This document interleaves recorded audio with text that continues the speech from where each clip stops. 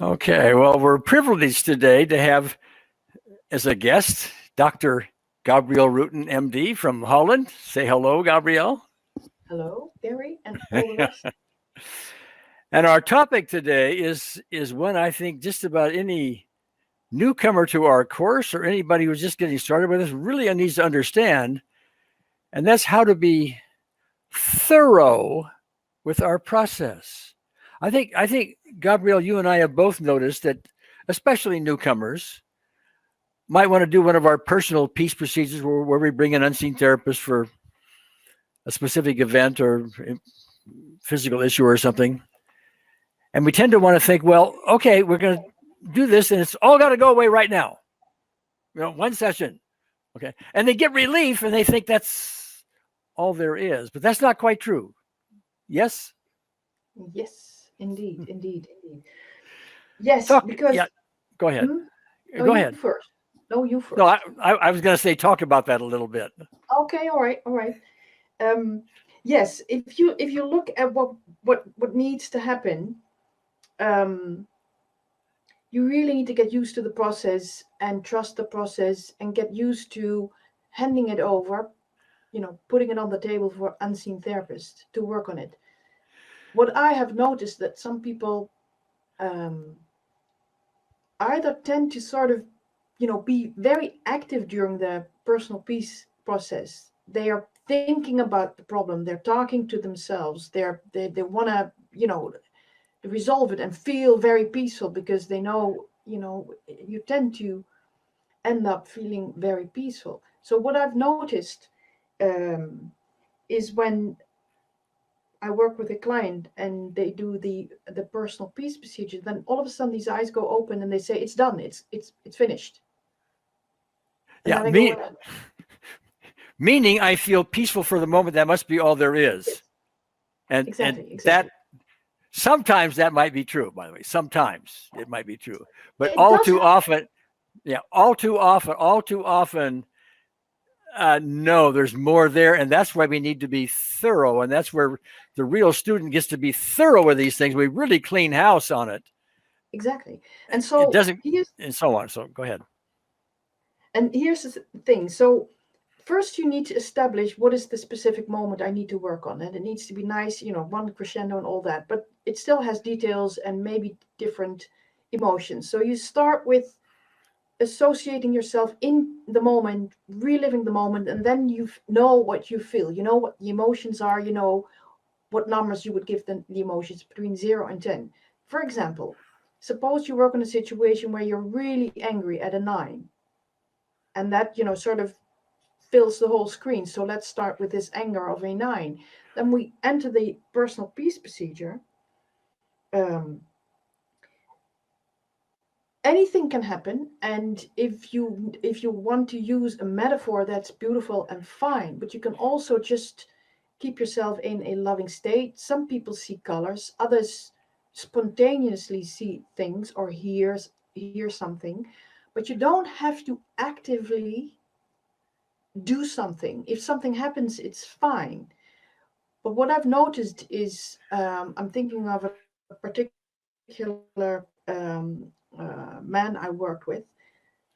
We started with a 9, and then he opened his eyes and said, "I'm peaceful now." And I said, "Well, let's test after the personal peace procedure.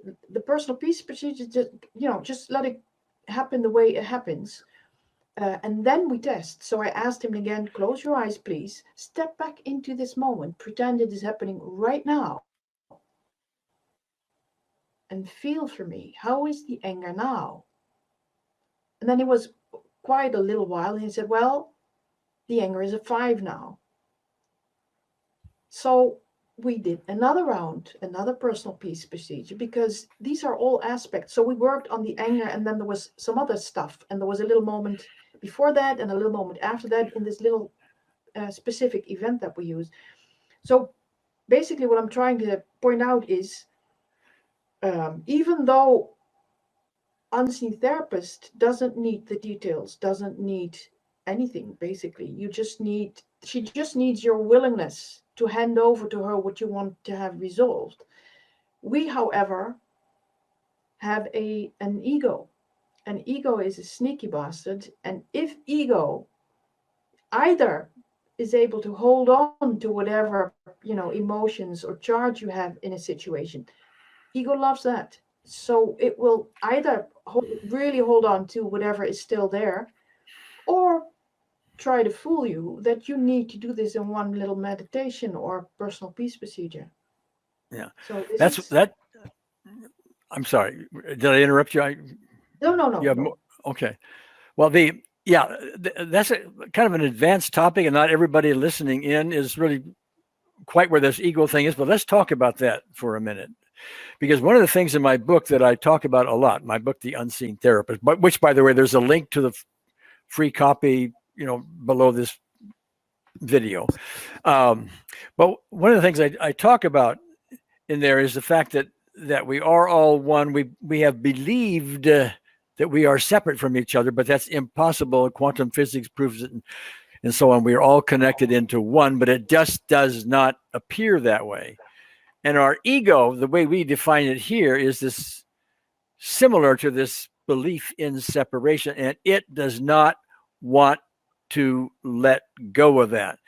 So if we are taking an anger issue like you're talking about, Gabrielle, and we're shifting it from a 9 anger down to anything lower, ego doesn't like that, because that's moving us towards oneness, towards connectedness, towards love. And the ego is very clever. It will distract you. It will, in your example, it will say, well, this one system with the personal peace procedure, this one session, well, that's all you need. That's all you need. Okay. Not true. That's why we're kind of running around the barn door here and making sure ego doesn't get so much in the way. We're going to keep at it and keep at it and keep at it and keep at it. We're going to look for smaller things and little bitty stuff. And it went from a 9 to a 5. Well, why is it still a 5? We need to know that. Okay. No, I was angry, but now I feel guilty. Well, okay. We're not done yet, are we? Okay. Now I'm rambling on a bit, but I just want to talk about that a little bit about ego, just so everybody understands. Yeah. Ego is in the way here. That's why we need to be thorough. Go ahead. Yes, indeed. And so if in your specific moment you start off with a anger at a 9, either just the anger goes down to a 5 and then even lower, or it changes to another emotion, because there's not just anger, there's also whatever else there is. So basically what I'm trying to say is, being thorough doesn't mean you have to, pack it all in one personal peace procedure and then be done with it. Take your time. Yeah. Do the personal peace procedure, then test. Step back into the moment. Whatever is still there, do another round. Be patient with yourself. It's fine. You can do 3 rounds. Why not? You can do 4 rounds. And you can do one tomorrow and next week. As you keep testing this, you may find other issues coming up that is not apparent at the moment during this personal peace procedure. Shows up later. You always want to be diligent, and so on. The phrase I tend to use here is, this is why we want to be thorough, because I never want to be fooled by a temporary result. And it can happen. It happens much more often than people think. Much more often than they think. That's why we need to be thorough. Can we talk about the use of metaphors or not metaphors? I mean, we talked about that previously before the recording. I would like to add one little thing to what you just said, if I may.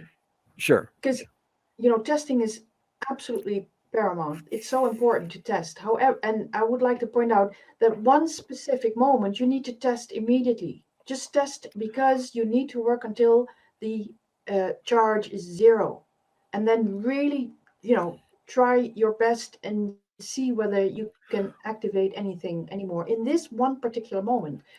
If you're working on a problem, say low self-esteem, you really obviously want to do it again tomorrow with a different specific moment, and do that again and keep testing until you feel and your self-esteem is improving. But I just want to point out that one specific moment, don't stop until it's zero. No charge. Okay, got it. Now, the metaphor topic, do we need it? Not need it? Let me speak for a moment on that, because one of the things that I do is in fact, I did it in my book. You'll find it in the advanced lessons and this kind of thing. I typically use metaphors, and that's so that people, especially newcomers that are doing this, they tend to want, in a personal peace procedure, they eventually get to a point where, we're going to hand this over to unseen therapists. Now, at that point, we actually have a fork in the road. We can do one of two things.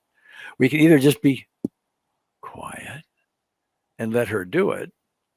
But many people, especially newcomers, at least I find, will feel like they failed when they do that, because this chatter that comes on, and just about everybody does it, okay? And they think there's competing thoughts and nothing is really happening, and they think they failed and all of that. Well, we're going to get to that in a moment. They didn't really fail, but I want to, before we get to why they didn't fail, the other way to go about this is to create metaphors, which is what I do. And we have all kinds of metaphors. The one in my book is an unwanted vibration around your heart. A gentle breeze comes in from unseen therapists. Been very effective. I have many others. You can make up your own. We have the grand ballroom and the lake of love and even a car wash. We have all kinds of different metaphors of volcanoes and rain coming over them and all kinds of things. Those metaphors, this is important to understand, aren't for the unseen therapist. She doesn't need our metaphor. She doesn't need to have us tell her what to do, okay? Those metaphors are for us, so we have some sense we are creating about how this is happening. Here's a gentle breeze coming in, my unwanted vibration around my heart, which is my emotional response is fading. So it gives us a sense of doing something in it, okay? That's what it's there, but you don't have to have it. Now, let's shift, because I know you have a comment on this, Gabrielle, because you like to do this a lot, where you don't use the metaphor so much. You have people just be quiet. When they say, I think I failed because I didn't connect to unseen therapists and I had all these other thoughts and I was worried about this or whatever, okay? Not really the case, is it? No, not really the case. So tell us about that. Why isn't that really the case? Well, because after they've said that, because that happens to me too, I said, well, let's test this. And again, we don't, unseen therapist doesn't need anything tested, but we do. So I ask him, close your eyes, step into this moment, pretend it's happening right now. And how is it now? And then the charge is a lot less, or sometimes even zero. In other words, even though they were worried about this personal peace procedure not going the way it should be going, there's a big change. Stuff happened. Yeah. And that is so hard, especially for a newcomer, to put their head around, because they're thinking they've got to do it right. I mean, built into this often is, well, we're going to be accessing the spiritual realm. We're going to be talking to unseen therapists, to God. I better do this right. And so they're sitting there trying to do it right. And I'm not criticizing. It's just what people do. It's human nature. Right? And competing thoughts come in. Oh, I'm failing. I'm not doing it. Yet when you test it, the 9 or 10 or 8 or whatever it was it started with is almost always improved, yes. Despite all of that. Okay. Exactly. Very important to get that. Really important to get that. Okay. The only way to assess whether something happened is to test properly. So don't do it during the personal peace procedure. Just, let it happen. It's a flexible process. So I do indeed quite often instruct people just either stay in your loving moment in a very nice feeling, or if you want a metaphor, let that happen, but don't be too active. Just relax, sit back, and enjoy the ride, so to speak. Big misunderstanding that during a meditation or personal peace procedure, your mind, your ego mind, isn't monkey mind, as the Zen Buddhists would call it, is quiet. Not at all. The only thing you do is just, let it happen and sort of gently bring yourself back in a loving feeling, or so gently just let it go again. That's all you need to do. So it's a very, I would say, flexible and sort of forgiving process, because it's happening anyway. Yeah, it is flexible in that regard, but it's very powerful. I mean, I put the metaphors in. Many people use them. I like to use them myself, and so on. But it's very powerful to not use the metaphor. Let your mind just do whatever it's going to do. Okay, all that stuff that it does, and then when you're done, test again, and lo and behold, even though you didn't do it right, at least according to your assessment of it, here's the Yes. result anyway. Okay. Yes. Now that's powerful.